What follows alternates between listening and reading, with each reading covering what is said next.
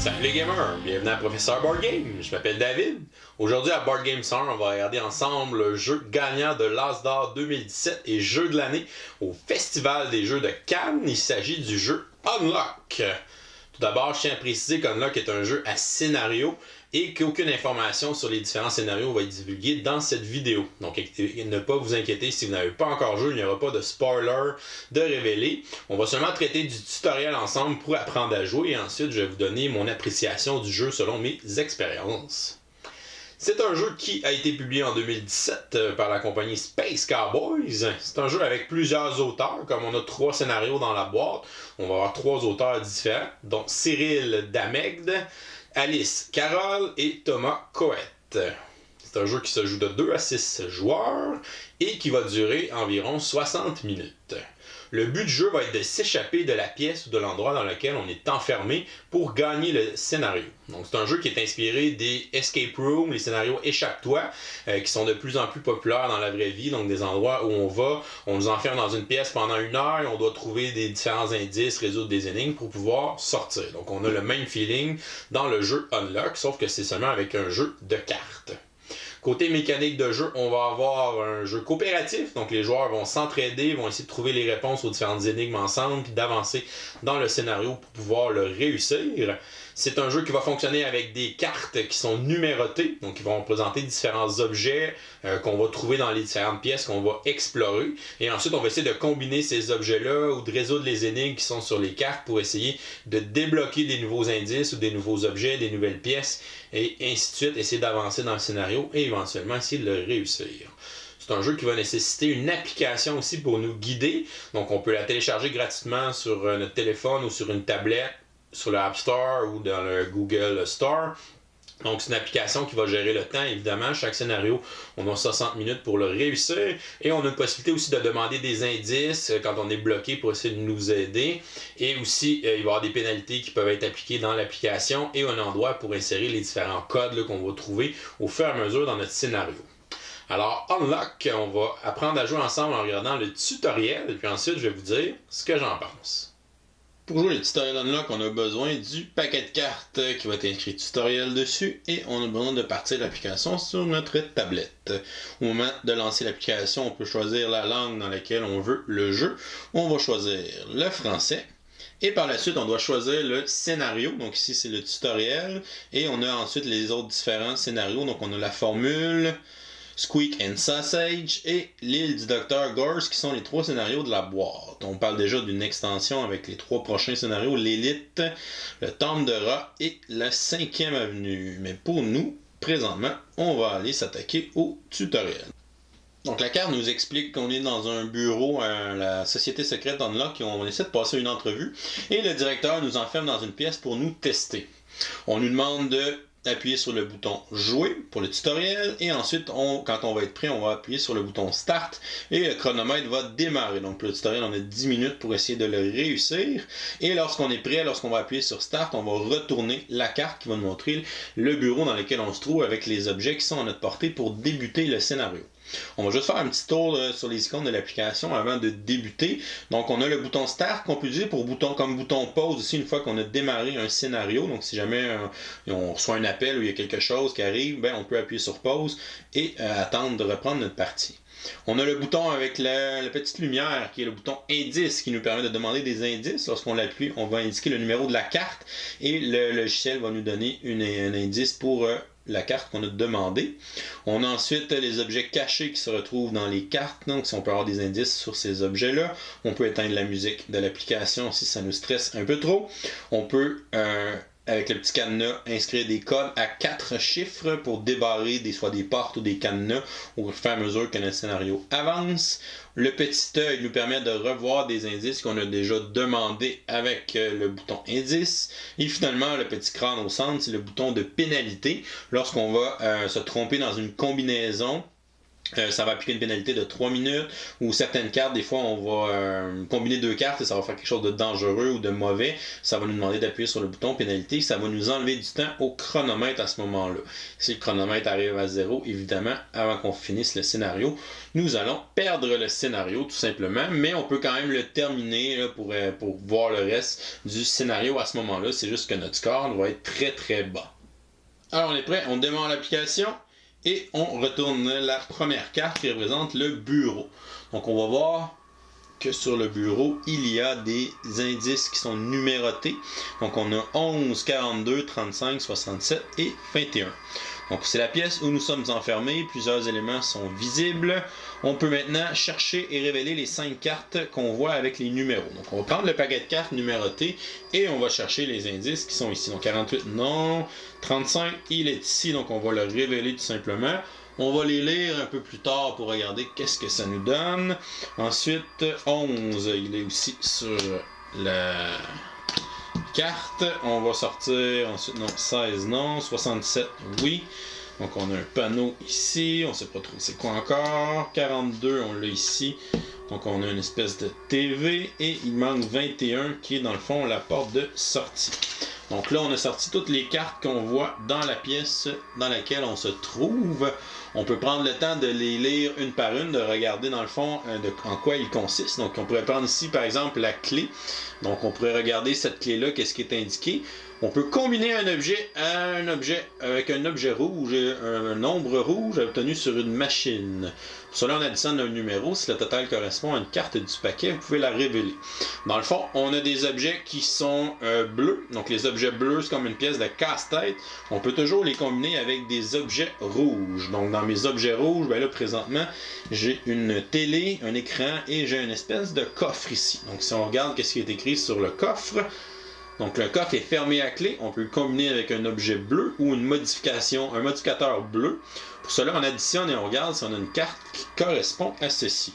Donc je pourrais essayer de combiner ma clé avec mon coffre. Donc ça fait 35 plus 11, ça donnerait 46. Donc on va regarder si dans notre paquet de cartes, on aurait une carte 46. Oh oui, elle existe. Donc je pourrais tenter de combiner ces deux éléments pour sortir la carte 46.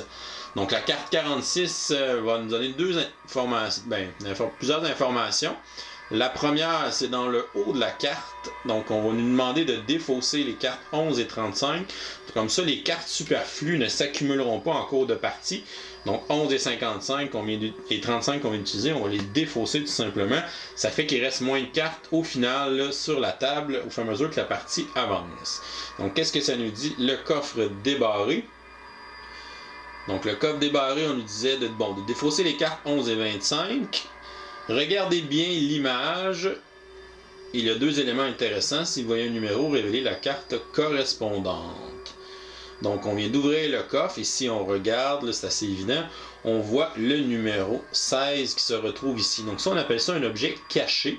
Lorsqu'on trouve un numéro sur une carte et que ça correspond à une carte du paquet d'indices qui nous reste. Donc, est-ce que j'ai une carte 16? Oui.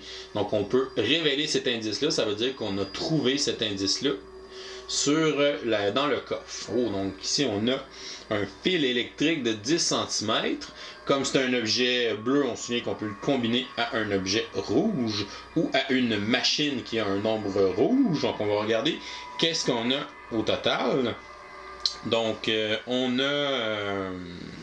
il nous reste l'espèce de télé. On va regarder qu'est-ce que ça dit, ça. Donc, on pourrait peut-être le combiner avec le fil, si jamais ça fonctionne.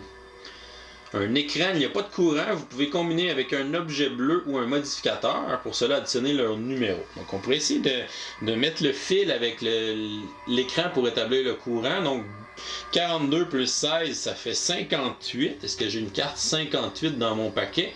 Non. Donc il me reste juste ces deux cartes-là. Ça veut dire que c'est pas ça la solution. On va aller voir la carte 67, qui est une machine.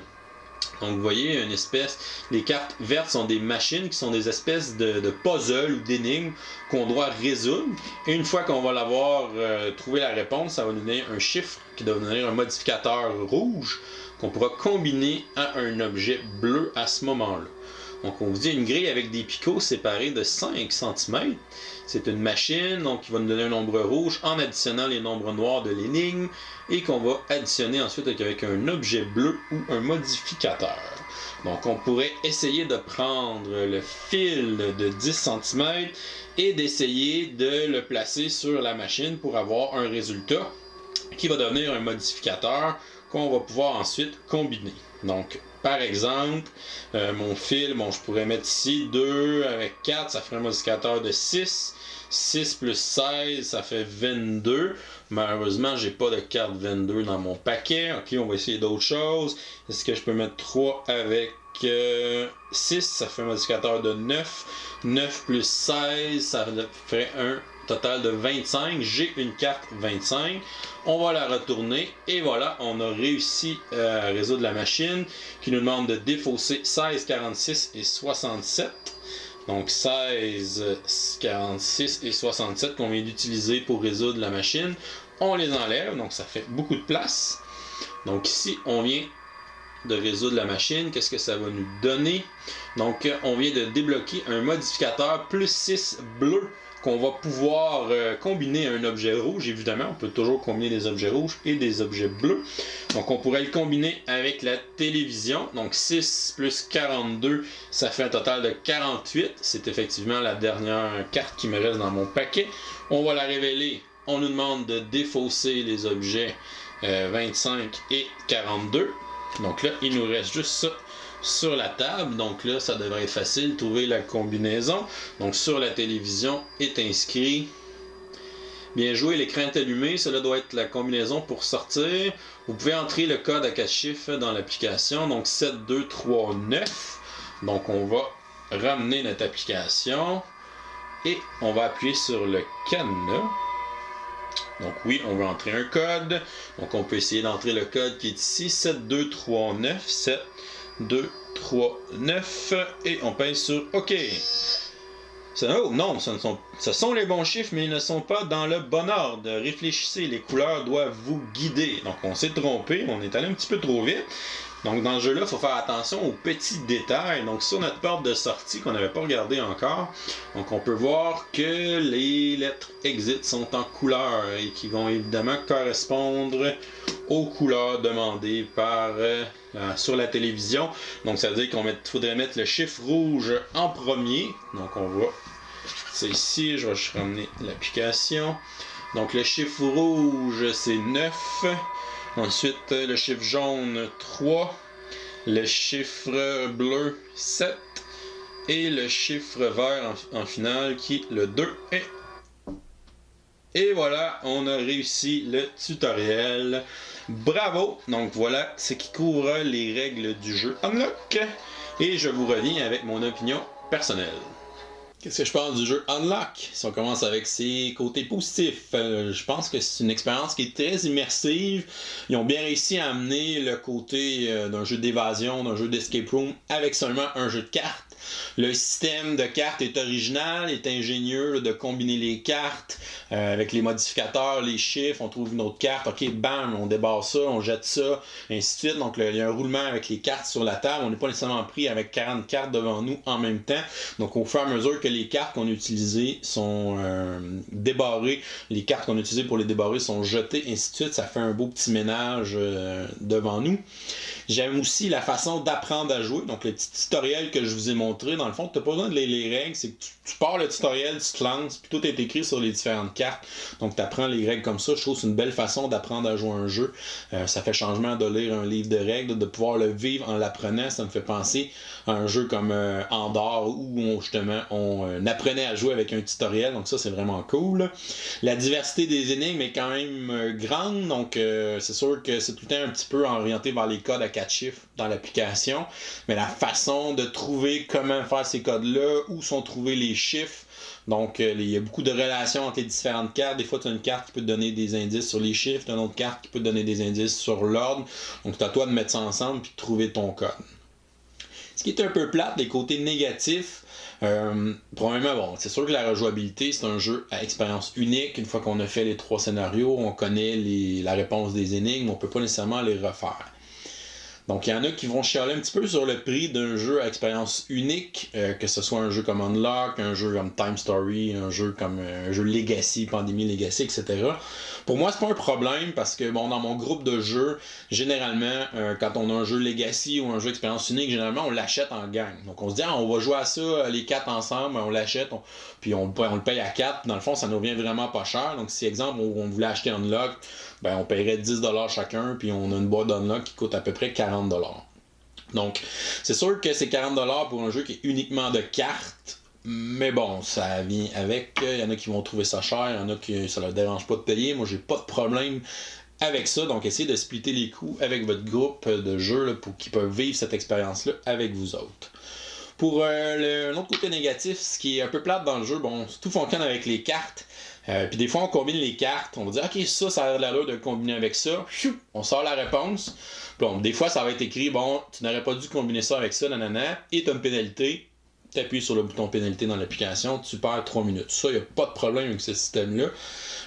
Où il y a un problème, c'est que des fois, tu combines des affaires. Ok, ouais, ça a l'allure de le combiner avec ça. Tu sors une carte, puis tu fais comme, ok, non, ça c'est un objet qui va être dans une autre pièce plus tard qu'on vient de voir. Donc là, tu viens comme. T'as-tu spoilé, tu sais qu'il va y avoir cet objet-là plus tard, mais parce que c'est pas vraiment ça que tu aurais dû retourner.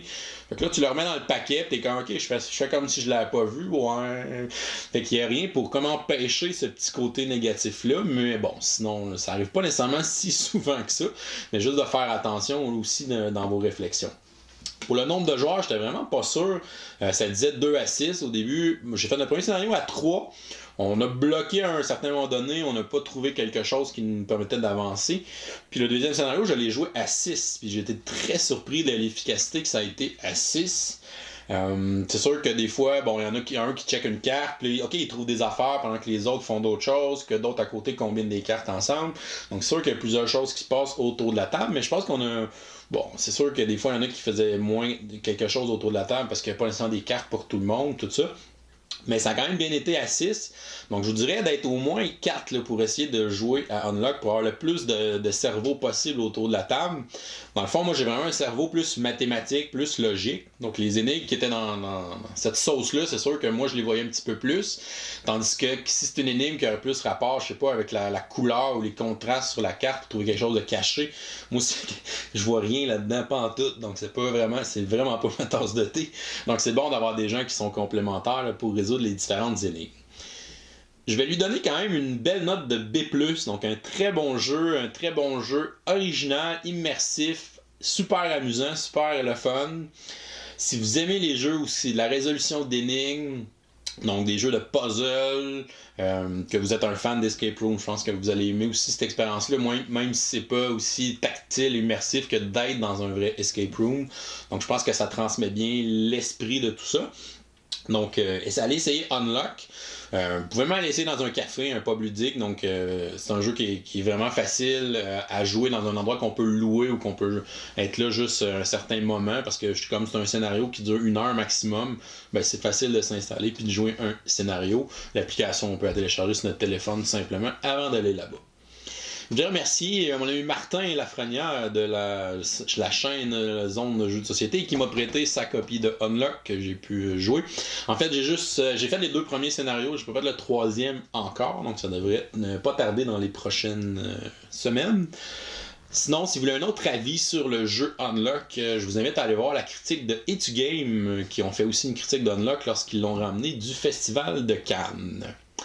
Ça va être tout pour aujourd'hui. Si jamais vous n'êtes pas abonné à la chaîne, vous pouvez le faire avec le petit bonhomme ici en bas. Sinon, vous pouvez nous suivre sur Facebook, Twitter, Instagram, à Professeur Board Game, ou aller nous visiter à passionboardgame.com. Je vous dis à la prochaine et continuez de gamer.